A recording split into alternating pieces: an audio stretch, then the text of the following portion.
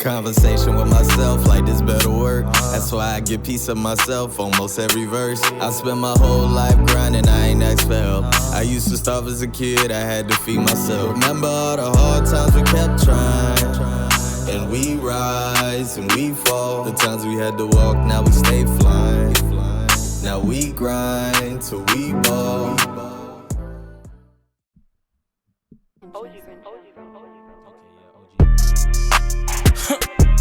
Like if you was a drug, I can't quit feeling on you while you in my way. Know you putting in work when you go MIA. One stop body, she know how to potty. Told her bring a body, bring it my way. Put your feelings on me, tell me how you love me, still I won't shake. She say I am a drug and she can't quit kissing on me. She say I'm her babe. She say my other bitches better know the place. You know exactly what it be, exactly what it be, right where they wanna be. Love won't always casualty. It's no, she get whatever she want. Tell me it's a go, love, now let me know. Just don't do the most, please don't do the most. She ain't a hoe, she ain't a hoe. No, you're not the only I'm feeling it. No, no. Me and you like twins with the shit. Oh no. Heartbreak, yeah, make a girl emo. Call me a hoe, but wanna hold me close. You know I'm selfish, but hey, you know me, bro. Say I gotta let my own peace go. Do me regardless, I ain't wrong me, yo. You know I'm selfish and yeah, you know me, though. She say I am a drug and she can't quit kissing on me. She say I'm her babe. Say my other bitches better know that place. Okay, she said she a drug on like. Welcome to another episode of Artist to Artist at the AV Club. It's your boy West Side, and I got a special guest with me today. Oh, yeah, it's 12. Yeah. All right. Let's go. That was good. Welcome, man. Thank you. Welcome to the platform. I've been looking forward to this interview, man. Yeah. Like I said earlier, the way I came across your music was some years ago. A fellow artist that I also interviewed on here, Tunde. Mm-hmm. Shout out to that boy. I was watching his music, listening and seeing his journey, and then I came across your music. Yeah. Right. And one of the things that stood out to me is that you have your own style, which in an era where it's like a lot of replication going on and a lot of, you know what I'm saying, duplications, Spider-Man's pointing at each other, you know what I'm saying? You got your own style and flavor. So first question I always like to start off is, where did music start for you? And when I ask that, like, who would you give credit to as far as putting music in your life? Music for me, of course, just like anybody else that is into like R&B or soul or anything in that nature, it started in church. You feel me? Transitioning from out of that, you know, I grew up in Carrier City, and when I was coming up, when I was growing up, you feel me, I seen the evolution of Po' Boy at that time. You feel me? So like growing up on 42nd Avenue and, you know, walking to the corner store and I'm fucking 7 years old, 8 years old, 9 years old, and I see E-Class, them pumping literally right behind my house at the 2-story building, which was the first Po' Boy like office. It was a crib, like right behind my house. You feel me? So like I'm seeing Jackie O, I'm seeing Briscoe at the time, I'm seeing Cognito, like I'm seeing all these people making music. So for me, that was already an inspiration, not only musically but just like lifestyle. You get what I mean? Yeah. And then first time I ever was in a studio was with Perlay. He was signed to MMG. I was 12 years old. He had a group called Deuce Pound. So it was him and Kesey. Also, okay. You feel me, over there, MMG, like they some like, you feel me, like the OGs. Yeah. And he put me in the studio and they was like, yo, come through. Like, he had to call my brother. He was like, hey, yo, bring your little brother through. I heard V12 be rapping. That's what they call me, V12. Yeah. Like, yeah, I heard V12 he over there freestyling, man. Freezy them told me that he be freestyling. Da-da-da. He like, man, tell him to come to the crib. So he brought me to the crib. My big cousin helped me write my first rap. And then and I recorded it, and that was the beginning of that. You know, like actually saying, like, not actually saying, but like, you know, wanting to pursue music. Like before music was even cool, I was in middle school. It wasn't cool like that. It was you on the field playing football. You feel me? Facts. And it was just like at that time, like in middle school, nobody was doing music in Carrier City. Like in Carrier City, period. Yeah, you had like Major 9, you feel me?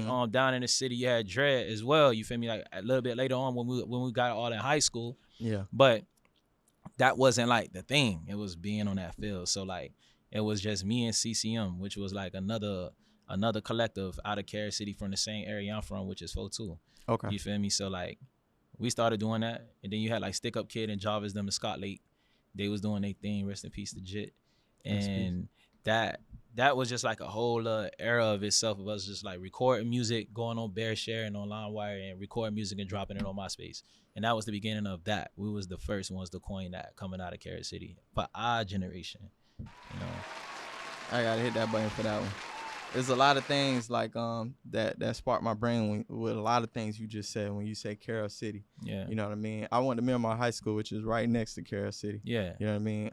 I had an ex who stayed right in Carol City. Yeah. My first producer that I was making music with stayed right in Carol City, right across from Carol City High School. Shout out to who made that. One of my favorite gas station food spots, Strawberries, which is right that was right there in Carol City. You get what I'm saying? So it was a lot of things, and the names that you was naming E-Class, these are big figures that I remember like growing up and seeing. Yeah. So like, tell me how that was as far as like seeing that close, because a lot of people, you know, they seeing it from afar or they hear about these people, but to see these people in the day to day, seeing it that close, then I didn't really like. It didn't really dawn onto me until like later on in life when like Flo Rida then popped off and seeing like how big that was and like seeing like and being actually a part of that, being a part of that movement as far as on the street team side, because like if you was from 42 from 42nd Ave and even all the way up to 30 from 37th Ave to 47th Avenue, you was a part of that movement no matter how old you was. You had a bright yellow po' boy t-shirt on and you walking up and down the block. Like literally all day, you feel me? Big barbecues and everything. Everybody knew that movement, you feel me? 99 on up. You get what I'm saying? No matter how young or old you was. Yeah. And I didn't really think none of it. It was just like, yo, these my big brothers. You feel me? Like these literally are my big brothers, you know? And like I said, like it wasn't until like later on seeing like Flo Rida and Flo Rida's success and seeing what he went through, and then you know, like having conversations with him and him telling me how, you know, like, yo, bro, you got to take a trip to LA and just sleep on couches. You feel me? And then taking that into account, you know, 2020 after releasing music for about like 6 years now. At that point, I said, you know, I gotta take a trip to LA and I gotta sleep on couches. But I ain't really sleep on too many couches. I stacked my bread and got me a B&B for some months. You get what I'm saying? I went out there and I started shaking and moving and doing things on my own because I never had like a real team. I never had a team, period. You feel me? Like my team is my homies and what it is I ask for them to do. You know, so that's a team enough. However, I have to kind of like spearhead that because they're not really into the business like that. Yeah. But I've been in it long enough to be able to like, yo, guide them and say, oh, do this like this real quick. I need you to run this play like this, you know? So going out to LA changed my life, you know, talking to Flo and seeing Flo's success at that time and talking with him and him motivating me to go out there and go do that. That positioned me to be able to land a lot of different sync placements at that time, you know, with like Dayclone Tyrone. Shout out to you on that one. That one, both seasons of Rap Shit. What else? Sweet Life on HBO. There's just a bunch of things that I was able to get off of that small period of time when he said, yo, go to LA. I ain't know nobody in LA. He ain't even plugged me with nobody in LA. How cause it's just how it is. When you said LA and first shout out to Flo. Yeah. Gotta say shout out to Flo because he opened my eyes to something like when he first came out. Yeah. Right. And he came out with his big rap record and then he made a turn. Yeah. And like it caught a lot of people off guard because you know, you hear that birthday record and you like oh, okay, all right. Yeah. And I feel like him and Pitbull at the same time kind of did that shift. And they took another route in which they went worldwide with it. Right. Yeah. And it kind of showed us that, hey, you can start here, but it's even more. Like you can. Don't be afraid to step out and do something different. You get what I'm saying? And then when you said the LA thing, my homie Clank Clank, shout out to Clank Clank. That's another dude. I met him semi-pro playing right by Carol City High School. We used to play at the park over there. That's what Chargers we used to practice over there. And Clank Clank, he went on to gain success wilding out and things like that. And he DM'd me like last year and he was like, yo, you should come out to LA. He always tell everybody to come pull like, up. Huh? He like, pull up and come. Like, what you mean pull up to LA? Like, you know what I'm saying? How did that even work? So like, what was that journey for you? You don't really need you have to go out there already with some type of foundation. Either way it go. You have to have some form of a consistent motion. It don't have to be great. It just have to be enough to be able to when you tell a person what it is that you do, they're able to go back and look at it and say, okay, yeah, you might not be the biggest, but I see the potential in that person, and you're consistent. That's enough already. You know what I mean? Like, I always break it down to people like this. Like, LA is NFL. You feel me? New York is like college football. That's where you get all the press. You get what I'm saying? Yeah. Miami is, I'm gonna keep it 1,000, is Park Warner. You feel me? This is where you go and sharpen your skills. You know what I'm saying? This is where you are, like, to sharpen your skills. Here and even Atlanta, is they both the same. You know what I'm saying? To a degree. But, Atlanta got a whole lot more, I want to say infrastructure when it comes to music. Yeah. But when you in LA, off rip, that perception and that thing is already is already projected onto you, which is like, you supposed to be here. So if you're there and you talking to people, it's like, yo, I'm talking to somebody who believed enough to actually take that step to be here. Let me give them even if it's 15 minutes of my time, to actually dissect and understand what it is and who it is and what it is that they have going on. So I mean, like, it's always good to just take those trips without a real, I guess, blueprint. Like, seriously, I always say, get in between the current. Like, you know what I'm saying? You're going to get wet. Just jump in. I ain't saying jump into the water, but just get in the way of the current. You feel me? Yeah. And just put yourself in where it is. Like, whichever direction the current is moving, how can I get in the way? So, like, just get in the way. Like, you're going to get wet. Get in the way. And that's what going out there was. Like, and again, like, I want to give flowers to somebody else. Like, even like Childish Major. That's another person. You feel me? Like, I went to LA. I ain't know what to do. You know what I'm saying? That boy said, yo, pull up on me over here with Schoolboy Q. Hey, you feel me? Schoolboy Q was just working on Blue Lips at the time. He didn't even know he wanted to name it. And I ended up being able to get in there and get into that session and be able to work on records. You know what I'm saying? Like, that wasn't even for me, but when you got a few people, you're able to, like, and then these people ain't owe me nothing. They was a fan of the work as well. Like, we're artists. You feel me? So, like, we're artist inspiration. That's my crowd. You know what I mean? When a person asks me, like, yo, what's your crowd? My crowd is other artists. So now with me understanding that, I understand I have to be more inspirational. My job is literally just to be an inspiration. It's just to be more creative. That's how I'm gonna grow my audience, just by being creative, by pushing the boundaries, by inspiring other artists, and those artists then share the work. You know what I mean? It's not, I don't know. It's just like that. I ain't have a whole lot going on. I just went out there and I knew that I had to make something happen, and I just went. That's big, honestly, because when it comes to, like, the fear of taking that leap of faith, it's with LA is synonymous, not just for music. Yeah. Acting, you know what I mean? Modeling. A lot of people say, I'm going to make that jump. I done heard this plenty of times from different people. And that LA thing seems to be, like, part of the journey. It's just a part of it. Yeah, just I'm a part not of saying, it. hey, yo, you got to move out there. Man, no. Yeah. But, like I said again, like, whatever your choice of career is, make sure that you're catering to it in the within the geographic format of what caters to that. You feel me? LA is for music and entertainment. We're here talking about music and entertainment. It's an infrastructure there for that. It's not here unless you in Latin music and unless you in film, to a degree still, Yeah. So it's just like, yo, cater to what it is that you're saying you want to do properly, the right way. You know what I'm saying? Like, don't play around just doing it in your home city. Go where, you feel me, the structure is there for you to be able to win. You know what I mean? Like, and then you go home and you pump home back up if that's the case. Now, again, like I said, I'm not saying you relocate. You take 2 months out of the year and go spend time for 4 weeks, for 8 weeks, like, not 2 days. It's not a trip to go try weed and for a weekend. And go vibe and eat. Like, no, you go in there and you like, yo, I know this shit gonna be slow because I don't know too many people, so I need to be out here for about a month, and I guarantee you will see a difference. So out there, like, what would you say? Something like a person that just got out there or planning on going out there, where would you say they should go to maybe make some connections or meet some people to kind of start that journey in LA? A few spots. I think it's called Apartment 200. They have one in LA, they got one in Toronto. So, like, places like that, like, ask yourself, like, just go to the places in which, like, make sure you have a clear insight of who you are. The reason why I say that is because those are the places you want to go. You want to go to places where you are going to attract others like yourself or within the field of what it is that you do. So just go to those places and don't even go with the intentions of, like, I'm trying to meet the plug. Just meet people who got the same interests as you. And then just let it grow and roll over from there.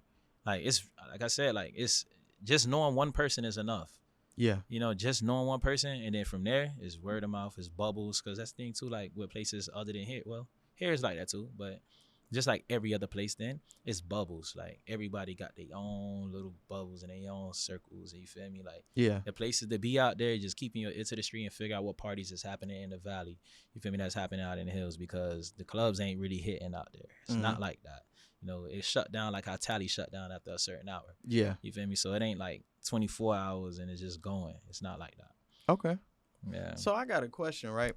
Because this was one of the things, like, even when Clank told me that, and I'm like, what do you mean by go to LA? You know, I'm slow behind it. I'm like, what you mean by go to LA? Like, visit? Like, what you saying?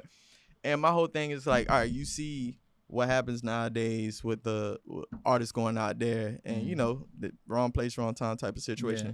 So what suggestion would you give someone, an artist that decides to make that move, how to move and not end up in, you know, wrong place? You know what I'm saying? I mean, it's really no advice for that. Just don't. Like, be mindful on who you dealing with. That's it. Like, it won't happen. Just be mindful of who you dealing with. It's really nothing else. Like, I have a handful of people that I deal with when I'm there, and I know they would never put me in this situation. And you got street smarts. You know what not to be. Yeah. Like, don't let your ego overtake the situation or the environments you decide to go in. Like, you know not to go over here and over there. If it was LA or if it was here. Yeah. Like, you know not to do that. You know what I mean? Like, I go there. I ain't with all that extra stuff. I go and tap in with who I tap in with. You feel me? Like, if it's my homies, like Denzel Curry live out there now. I go and just post up with Curry.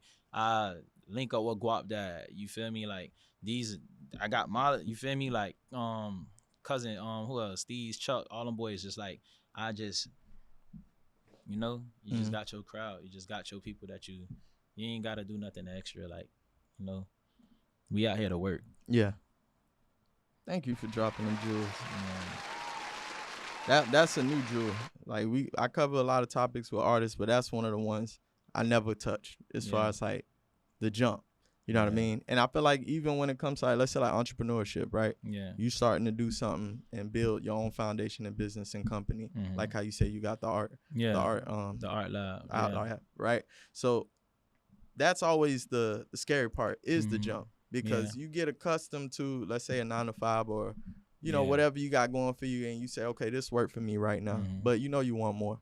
You get what I'm saying? And in order to get out of that, you got to break out of that shell, do something that, you know, put you in an uncomfortable situation, because that's not what you're accustomed to. Especially like sleeping on somebody's couch to get by in the meantime because you're trying to get somewhere. You know what I'm saying? Some people are like, nah, if I can't sleep in a bed, nah, I ain't doing it. Yeah. You know what I'm saying? But being uncomfortable, my brother tells me, he's a boxer. He former boxer, but he always say, be comfortable with being uncomfortable. Yeah. Because it will always put you in a situation where you can grow, learn, and do new things. So tell me about your creative process, right? Because when I hear your music, it's like I said, it's very different. It's not like anybody I've heard of before. It's your own style. So like, how did you get into that as far as like your flavor of music? I think a part of my younger self, my stubbornness my stubbornness when I was younger, you know, pushed me into the direction of creating the style that I create. Because when I decided to say, you know what, I want to start putting out music, right? That's 2016, 17, you know, so it hasn't really been as long as a lot of other people, but you know, I've been around it for a really long time too. And when I first decided to, that was at the time when we had the Raider Clan movement happening. You know, shout out to Raider Clan. And I seen what everybody was doing. You feel me? Like all of the homies, like, you know, Space Ghost Perk. You had, you know, you got Puya, you had Nell, Rel, Ether Wolf, which goes by Xavier Wolf now. Who else? Young Simi, Amber London, Kinayata, like all of the members. And I wasn't technically actually a clan member. I was a clan affiliate. Because I had all my own shit happening and going on. However, that's another story for some other shit. But how I was back then, I was on some other shit, you know? And it took a lot of things for me to like be able to break that mind frame. But like I was saying, my stubbornness, I'm not gonna lie, my stubbornness is what drove me to be able to be, what drove me to be the kind of creator and create the type of product I create. And it was, and like I said again, it was because of what I was seeing with them. I just knew I did not, I'm backtracking again. Yeah. I knew I wanted to stand out. And I knew I had something that they didn't have, which was I grew up in the church. You feel me? I grew up singing in the church. I grew up listening to soul. You feel me? Soul and funk. So it was just more so like, all right, cool. I'm going to add some melodies on mine. While they doing all of this like 3-6 dirty rap, and then you got like the street rap shit. I'm like, you know what?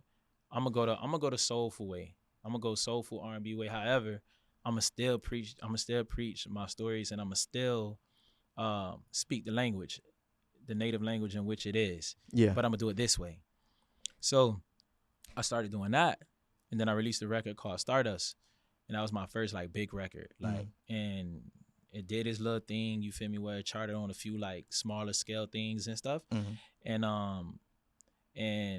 I mean, yeah, that kind of like, you know, motivated me to say, all right, cool, I need to do more of this, you know, because when I first started making music, it was more like indie rock shit. Everything I was doing was with a full band. I was working at SAE, which is Sound Audio Engineering School. As soon as I left high school, I started working security at I forgot the name of the bank, but on the second floor of the bank was the SAE school on West Dixie. And one day this kid came in, he was like, dang, I know you, I seen you before. And I was like, yeah, nah, you don't know me. Yeah. Like, you know what I'm saying? And the next day he came to school, he was like, I do know you. Man, you be with this person, da-da-da, 12, you 12, right? You 12, right? Yeah. I'm like, yeah. You feel me? I'm working security at the front door at the music school. And I was like, he was like, yeah, man, come to my house, bro. Like, you know, I want to make some, you feel me? So I'm like, all right, yeah, for sure. So I took all of my dogs out the P's, and we drove way out to West Pines to this little Jewish white kid crib. And I'm talking about like we smelling like a pound, and we walking through his crib, and you feel me? Like I said, we kids now, we 20, 21. Yeah. You feel me? And they live off the golf course. You get what I'm saying? His mom, his dad looking like, you feel me? Yeah. And we go upstairs. Denzel was with me too. It was me, Curry. I think Nell was with me too. And then like I said, like a bunch of my dogs from the P's, and we went there, and from there, that was the beginning of me actually recording music on a consistent basis and just like putting it out on SoundCloud. My SoundCloud started jumping. And then at the same time, like I still wasn't taking music serious. Yeah. I was just doing it because I just love to do it. I didn't think I was going to even see past the age 25 back then. Like I was just like, yo, I'm doing this and I love it and I enjoy it and I'm going to just do it. You know what I'm saying? I was just doing it. Yeah. I didn't start taking music serious until Stardust. And that was in 2017. You feel me? And that whole point, what I was just telling you, that was from like 2012 to 2017. I was just doing music just to do it, and it was getting me. You feel me? It was getting me a lot of attention and stuff. But again, like it didn't mean nothing to me. I was still wrapped up in other stuff. You feel me? So Stardust is what changed my perspective on it, and then I was just like, all right, cool. I could really do this. You get what I'm saying? And then And again, let's talk about being true to the music, right? Yeah. So I stopped after I released my first project. I don't like to call it an album. I released it on SoundCloud, then I transitioned it over onto DSPs, right? Okay. And I ain't got nothing against, you know, people who live this form of lifestyle. You know what I mean? That I'm finna mention, you know? But it was a lesson that came from it. I would go out into the crowds, you know, after I dropped Friends. And I made Friends straight purely off of creativity, off of, I just got done reading like the Book of Enoch. And and I was just like, you know, and I implemented the story of Enoch inside of Friends. So Friends was like pretty much the last days on earth, and I wanted to create the perfect soundtrack to it. You know what I mean? So that's why it's just me fresh off of shrooms. Like I'm tapping into just stuff that growing up, where we grew up, you don't do that. They look at you like you do shrooms. That's like doing crack. You feel me? You know, like niggas, you feel me? You feel me? You'll catch your homie doing shroom bar now. More opening. But it wasn't like that when I was on that. You know what I mean? Like, and it kind of it pushed me into the direction of getting deeper within, like, you know, the laws, like the different gods and stuff. I'm Haitian too, so it's like I started like digging. I'm Haitian too. I started digging into like, you know, like Ogun, Oshun, and I came up with the sunflower. You feel me? The sunflower represents Oshun. Okay. You know what I mean? So I released this project. I didn't know this project was gonna move and do what it did for me. And when I started touring on my own, I go out into the crowd and I got like, again, like it's nothing against you, but I got all these like super spiritual ass people that's out in the crowd, like coming up to me, asking me about my zodiac and all these different things, burning sage around the room. You feel me? And like I said, it's nothing, but it's like it was so weird to me because that wasn't me. Yeah, that's not where you come from. That's not what and it's nothing wrong with it. But I realized like it made me uncomfortable because I wasn't being intentional I was being intentional when I created it, but I was being more creative than true to who I was and what I was going through at the time, which landed me with a demographic of an audience that kind of made me a little bit uncomfortable at the time because I didn't understand it. You feel me? Like you kind of dipped your toe in it, but you ain't ready. I wasn't really ready. You feel me? So that made me stop making music. So after I released Friends, I didn't drop music for like 3 or 4 years. Damn. And people didn't even know that. They thought I was still dropping because of that project, I got Rolling Stone. I got, and on the local side, I got like Miami Times. I got featured next to Frank and Complex. I got like, I had I had everything. And I wasn't like, I ain't have no management, no lawyer. So it was just like, it all came in because it ain't come and go, but it was just coming. It was just like, I ain't care. I wasn't utilizing it. Yeah, and then 20 the end of 2017, I signed my Red Bull. I did my Red Bull deal where they did a documentary on me in Kansas City. Okay. It's like an hour segment, you feel me? And I released one record then. I didn't release no more music after that. Like I said again, like it was just hard for me because I was like, yo, I gotta like, I don't want to rebrand, but I want to. You gotta figure out yourself. Yeah, like, I gotta figure out myself. You You know what I'm about to do in music, exactly. And then I released Thank the Game. You feel me? And Thank the Game, like I said again, like the same messages, but I figured out a way of actually implementing all of me within it, which was soul, which was like funk, but it still felt fresh, but it still felt nostalgic. It's a sense of euphoricness in it, and I was in LA when I made it, you feel me? Fanatic and Zach, they produced all of Donda, a bunch of stuff, and they from Australia, and I came to them boys, Denzel management manager Reese, he brought me to them, and I just got off the Billie Eilish tour, and I had went there, and I met with them, and I told them like, yo, this is the kind of sound that I want. It doesn't exist, but this is how I feel. Yeah. It's hazy, it's smoky. It's Uncle Al. I need all bass in it, but I still needed to sound like Earth, Wind, and Fire. You get what I'm saying?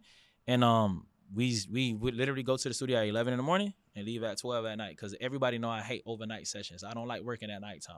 Okay. You feel me? Like, so I go in early and I just rock out until I'm sleepy, and I'm like, yo, I gotta go. And don't think I'm finna sit in the studio 4 or 5 in the morning. Yeah. Like, so I ended up making Thank the Game. And the strategy that they use now with marketing, which is like the micro content where they just like tease a record before it come out. I didn't know what I was doing, but I was doing that all of 2019 because I love the record so much, and I produced film. So I was shooting all of my own stuff, me and my homie Evan. Oh, okay. So like every time we would shoot like a part of the video for it, even because we took it like I want to say like 4 or 5 months to shoot that video. Like we would just shoot whenever we had free time, but in that free time, whatever we didn't use, we'd just drop it with the song. And the song went viral. I'm talking like 4-5 million on Twitter and stuff before it came out. Yeah. And it was that same strategy that you see like artists now, like 4 Bats and even like Tizo does with their rollouts. Yeah. And we did not know that's what we was doing until like more recently. I'm looking at what these boys doing. And I'm like, yo, this is what we was doing. We just ain't know this is. We just ain't know because as soon as I dropped Thing the Gang, it did like a couple mil in less than a month. You know what I mean? And again, without management, without a playlister, without it just went. Yeah. You know what I'm saying?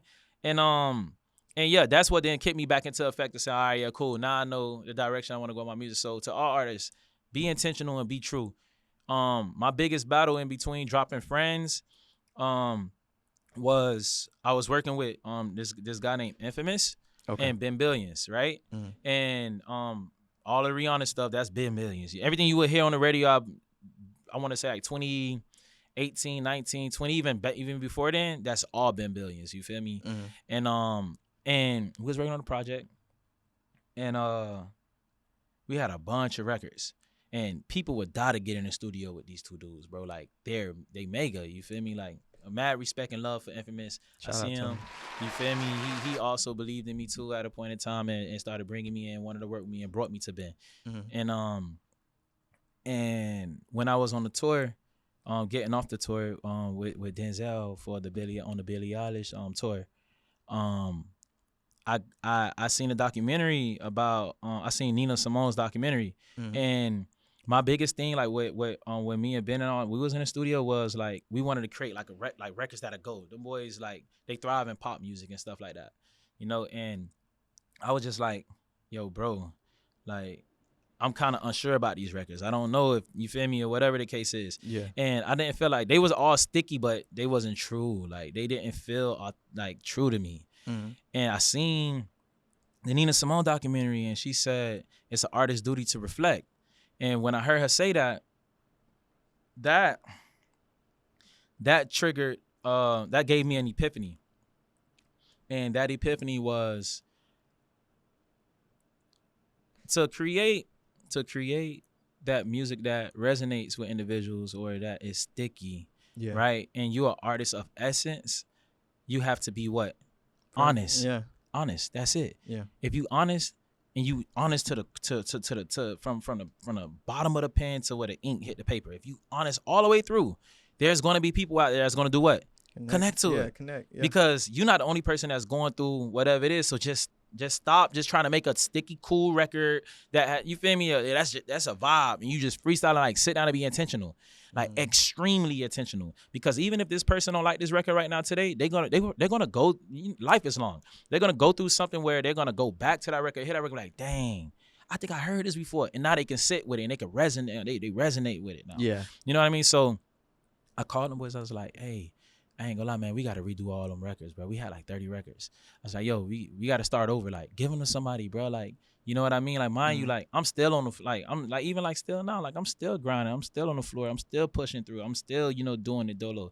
And them boys just like, you know, and them boys like, what you mean do them all over? I'm like, look, give them to somebody. Yeah. Right now, Rihanna working on her project.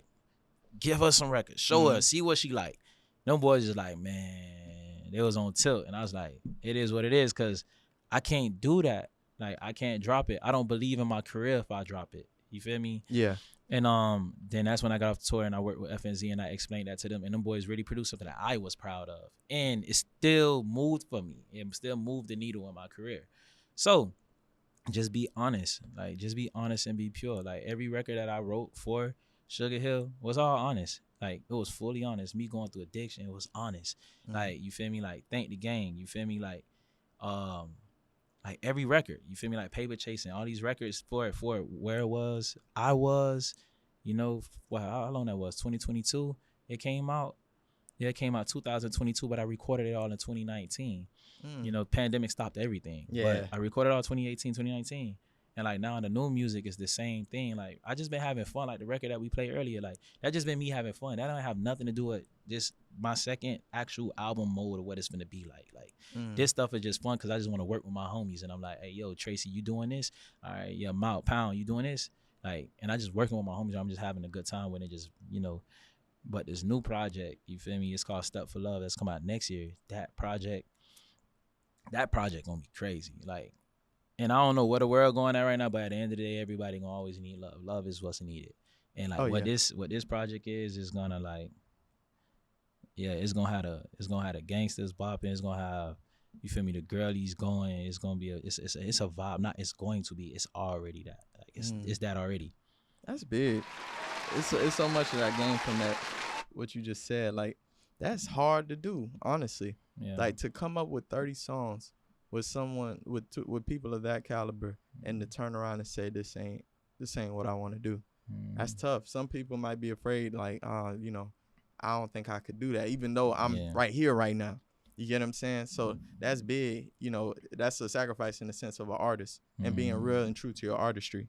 So I love that. I feel like more people need to hear that. Yeah. Because I feel like we kind of got away from that. Not, you know, us, but like in the sense of the artistry now in a whole, a lot of people are getting away from what's true to them and more so like creating things that are more fabricated. Yeah. And, you know, everything has its place. You get what I'm saying? Of course, you know, you got that type of music, but it needs to be somewhat true. You get what I'm saying? Closer and dear. Whether it's your experience or the person next to you or someone you know, you get what I'm saying? I feel like we need that more in music because a lot of people are going through things, especially in these times, and they need a soundtrack for that. Yeah. You get what I'm saying? And I've learned that that's what makes music as amazing. Because at this point in my artistry, I've made music that I've been proud of, but I'm like, okay, but how do you make that song that changes someone? Like they hear it and 20 years from now, they'll go back and listen to it, because that's where you get from the older era, from the 90s, the 80s. See, those records was conversations. Yeah. You know what I'm saying? Those records was written from a conversation standpoint. It's not like the records now that's just like, it's flexed up. You know what I'm saying? It's me just boasting. You know what I'm saying? Like those records was a whole conversation. That's why you can go back and re-listen to it, because like, yo, you having a conversation with yourself when you singing it. You know what I'm saying? You listen to you getting a sense of a gospel from it, because it was all conversations. Like literally, like they was talking to you. You know what I'm saying? It's straight up, just like the opening lines is just like, oh damn, finna talk. Like, you know what I'm saying? He like, yeah. So I mean, I don't know, bro. Like music is just an accessory to the moment. Like it's not the main thing. It's not the main thing. Yeah. Everything else is more important than the music. Music is only acceptable to just literally just being an accessory. Any of your favorite songs, they're your favorite songs only because you can reflect back to a time when you was, you feel me, going through an era. You get what I'm saying? Like Wiz Khalifa is always gonna have an imprint on me. Facts. You feel me? Because when he came out, I was in high school. You get what I'm saying? We just started burning down. You get what I'm saying? Like, we just started getting tatted up. You know what I mean? I don't mean to interrupt, but what's your favorite Wiz project or tape? Cushion Orange Juice. Cushion Orange Juice. Yeah. That changed my life. Yeah. I remember hearing that, and that was the first time I ever went to social media to tell the world, like, hey, this is out right now. Stop what you're doing. Go play this and thank me later when you listen to this. Yeah. Like, so it's like, music is an accessory to the moment. Sooner, a lot of artists, other artists can realize that they'll stop chasing the music so much. Like, you have to put in the other work. You have to community build. You feel me? You got to, especially if you ain't got a bag, because it's a pay-to-play game. Yeah. And if you can't pay to play, then you need to focus on manicuring your backyard and pulling out weeds and planting new seeds, because you can't make it just off of like anything before 2020 of you just dropping something and magically just moving on its own. That's never happening. Yeah. It's not gonna happen. Like, your own followers don't even see your stuff. Like, you gotta pay for them to see it. Yeah, the algorithm. Yeah. You know, but you don't let the algorithm stop you, from dropping it. Like, even Pharrell said, like, yo, it's us against the algorithm. Don't have the algorithm stopping you. Like, still drop it. Just keep going. Step on his neck. Step on their neck. But it is also still a true, and it's a factor of it all is that it's a pay-to-play game too. So if you ain't got the bread like me, I ain't got the bread. I want to just be spending on that. But I come from an era where we used to stand outside in the sun. So I don't mind going in my backyard and manicuring my plants. You feel me? Opening up my own store. You know what I mean? Like, inviting people to my parties versus me doing a show. I throw my own parties. I go to Soho and I program just so I can be able to like church, congregate these people, and then we can insert. And we'll do that we do that in every city. I do that. I got a family here. I got a family in New York. You know what I'm saying? Like, anything I want to do, how I do things, bro, like, people, like, bro, I don't have to drop music. Yeah. That's why I don't ever stress it. I barely drop. You know, but people will swear you up and down, yeah, boy, 12, yeah, boy, be dropping, that boy moving. Yeah. Bro, I be like, yo, go look at the last release. Like, look right now, I've been dropping right now, but, bro, it's because I will go ahead and I will book my own self and put myself on a tour, partner up with somebody else who already got a party already, you know what I mean, downtown LEC. You feel me, on LES, and I go pop out down in New York and go do whatever. You know what I mean? And it's just like, oh yeah, it's motion, it's moving. They got movement, you know? That's real. And when you said conversation, it made me think of it's a song by artist that I love his music, Mos Def. He got a song called Umi Say. Yeah. And if you ever hear it, it's just like conversation. It's thoughts. It sounds like you in his head, and he put an instrumental behind his thoughts, and you just hearing. And it touches your soul when you hear it. Yeah. And he's just, the stuff that he's saying is all different kind of subject matters. Yeah. You know what I mean? But it's one of them songs that I could always go back to, and like you said, usually connect to a time and a place, emotions, feelings, memories, and you could play that, and then it kind of bring you back in a sense. Like, music is like time travel. I'll say that. Yeah, it is. It's like it is time travel, because you'll start feeling all kind of stuff all over again, and you know what I mean? Definitely much more of a time travel than pictures, because they actually vibrate. You know what I mean? So like, yeah.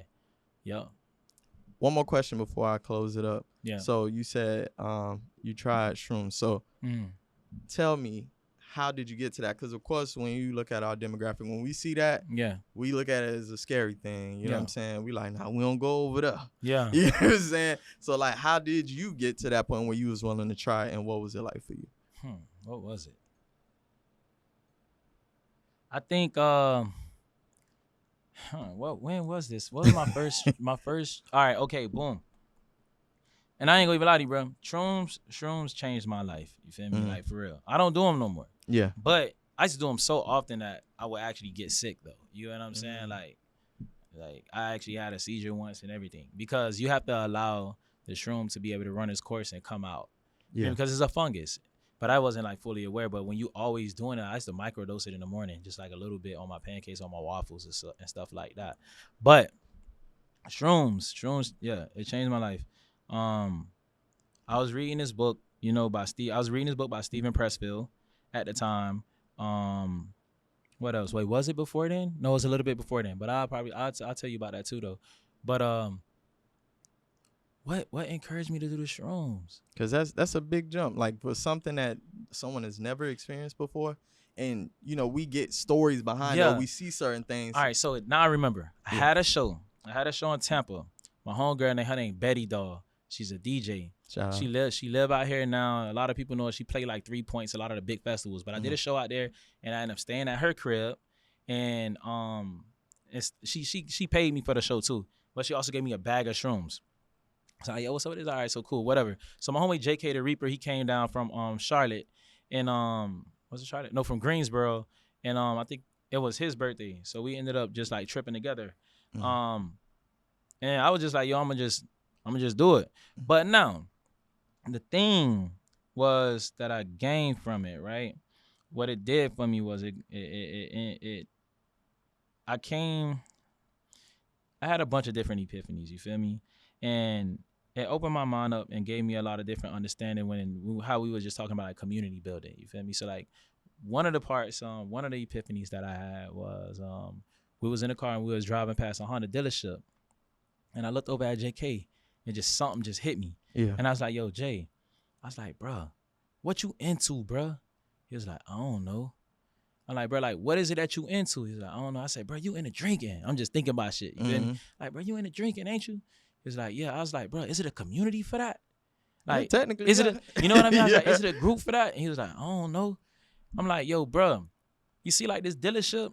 I was like, yo, bro, we need to start doing, and the dealership ain't had nothing to do with it but a trigger, the thought. I was just like, yo, bro, we need to start popping out to conventions and things like that, going places where we have something in common with other people. I said not to go and network at all, but just to meet other people. You only grow as big as the environment you put yourself in. That's right. You feel me? So I was just like, yo, let me give you an example, bro. I was like looking at like Snoop Dogg, right? He was into cooking, so he joined what? Martha Stewart show. Yeah, that's a whole demographic of people who didn't know and don't know nothing about his music, but they know that we got something in common with him. That's an audience, that's a fan base, that's a crowd of people who can connect with him based off of what they have in common. If they dig, they discover. You feel me? Same thing with Action Bronson. You feel me? Same thing with Currency, my uncle. You feel me? My uncle, I went to my uncle's shop before he passed away. I went to my uncle's shop and he had a picture of Currency on his wall. My uncle's probably like 70. And I'm like, yo, how you know him?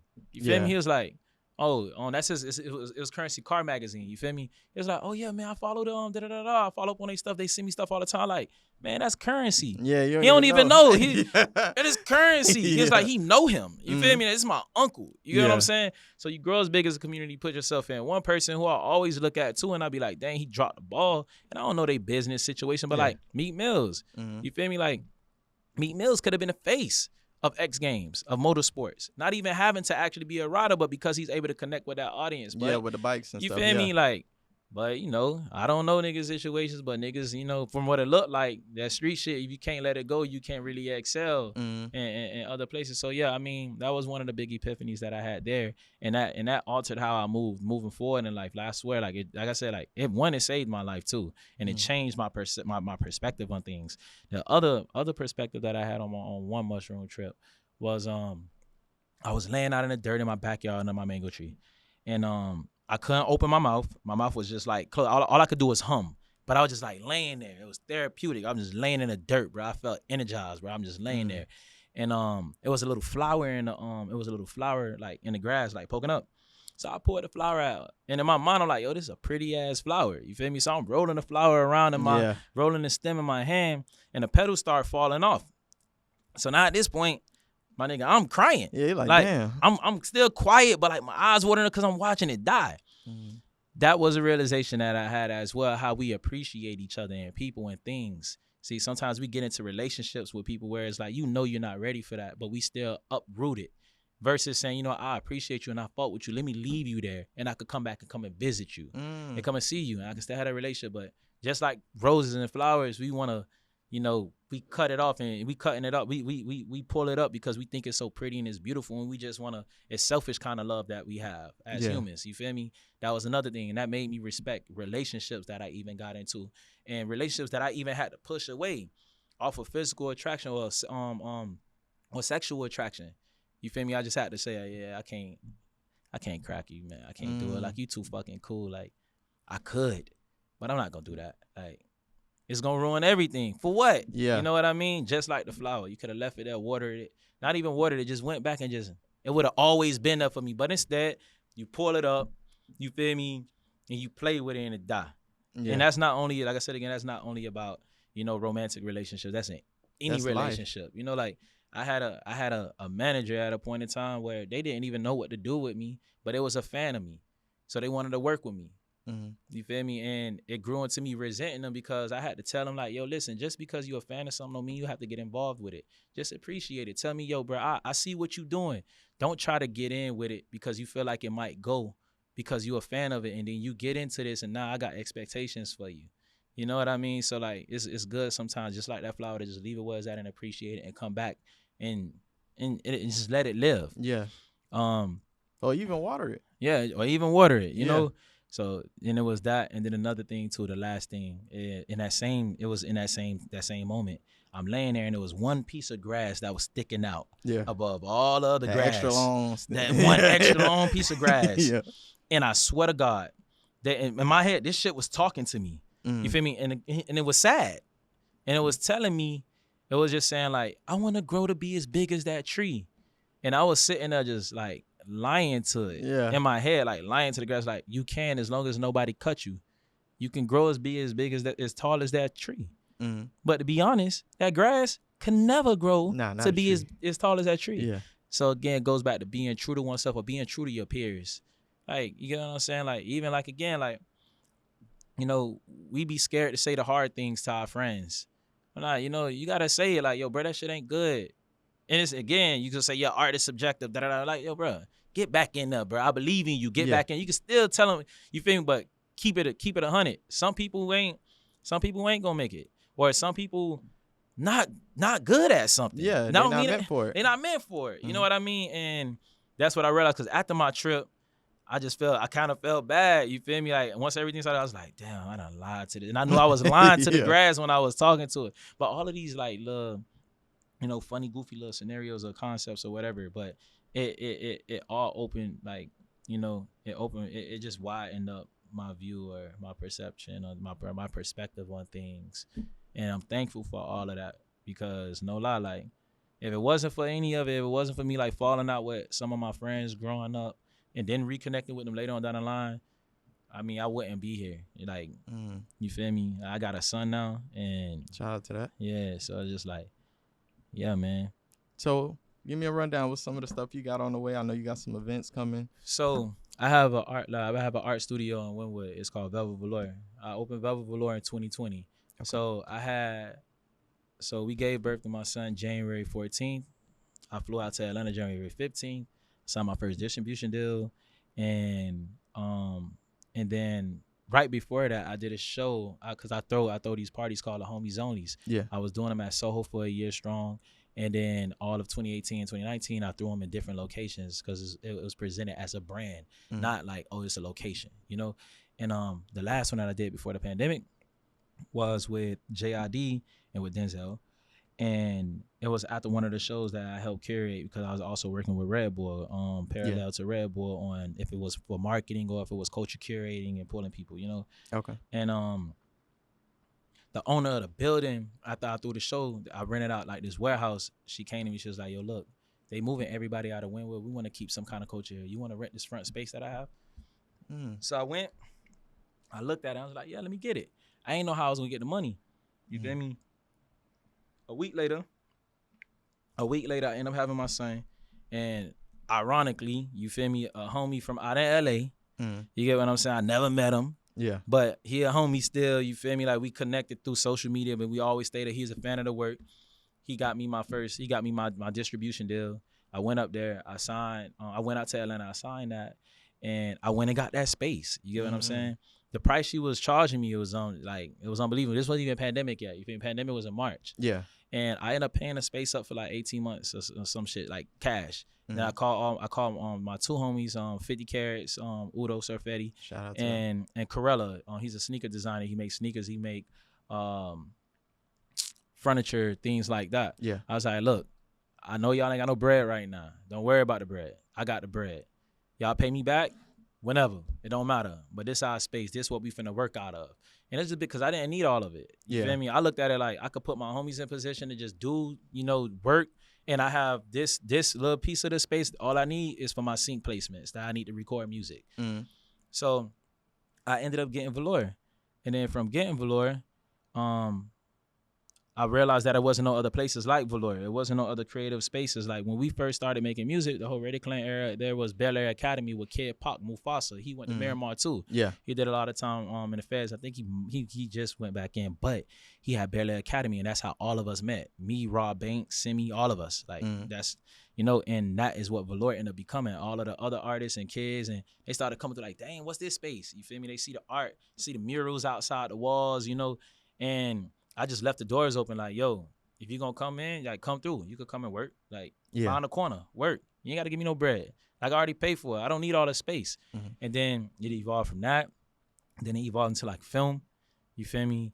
To where I started just like buying gear. Me and my other partner, B-Way, curated by the homies, is our production company. Okay. And then we moved equipment into the second half of our studio. Then we moved into M3 Studios, which is like the biggest media studio in Miami. We got an office there now. And I mean, now we in the 4-year range where we've been activating like these parties and activating stages and platforms for people, where now we want to celebrate a weekend every single year. This is going to be our form of like if Rolling Loud and Art Basel had a baby. And these things it's for us though. It's not. It's right now. It's a good time as a investor or anything that want to get involved, because like it's not compromised. It's not big companies getting involved. I have a few like nice size companies that have put up for it. Like we doing a soccer cage out in Brickell. Like all these different things that we're doing. All of these different activations that we're doing for these 4 days and these 8 events. Like I said, it's very niched into catering to the community and the community art, so that's what we doing from September 12th to September 15th. And my birthday is September 11th, so I'm going to also celebrate a piece of that at that same time. Okay, mine's 10 days before September 1st. Okay, yeah. All right, so you're a Virgo too as well. So it's like that's what we doing far as when it comes to Velour. And hopefully we can keep Velour for another 4 or 5 years, and yeah. That's what's up. Thank you for sharing that, man. That's an amazing journey. And sometimes that's how it works. Like, like how you say, you didn't necessarily have the money. Yeah. But you knew there's something that you wanted to do, right? And the lady didn't have to come to you in specific and offer you that space, but someone told her, nah, let me offer it to him. Yeah. You know what I mean? And so on and so forth in the chain reaction. Yeah, man, I didn't even know the lady. She straight up just like, yo, I see what you... Let me give you this. What's good? You want to take it? It used to be a barbershop in a meat market, so it was big. Yeah. I'm like, yeah, all right, let me see. And I ain't even know, like, man, that's something else too. Like, a big homie of mine, Corey, he said to me, yo, don't worry about it. I was stressing about my son. And he was like, babies come with their own money. And I was just like, And then I had my son. Yeah. And bro, like, even if I don't eat, that boy eat. Yeah. You know what I'm saying? Babies come with their own money. Like, God ain't gonna let his suffer. You feel me? As long as you projecting out the right energy, you gonna be good. Like, you might not have what you want, but you're gonna always get what you need. That's and like, babies come with their own bread. And I was just like, dang. You feel me? Like, and that was true, bro. Like, that's real. So I want to thank you again for coming on this platform, man. Yeah. You gave me so much knowledge and information, and we touched base on things that I ain't never get to talk about on this platform. So I appreciate that a lot. Where can they find you at? I mean, yeah, so you know, you can find me everywhere at Twelvelen, TWELVELEN. And that's on every platform. Music, just make sure you use that apostrophe before the LEN. It's just 12len. Okay. And yeah, thank you for having me too. Oh, appreciate that, man. Also follow A2A.podcast on all platforms from Instagram, Spotify. You can find us on there, YouTube, TikTok. Also follow AB Club Studios for all podcasting necessities you may need. We got 4K cameras. We got great lighting. We got producers also if you need any help with that also.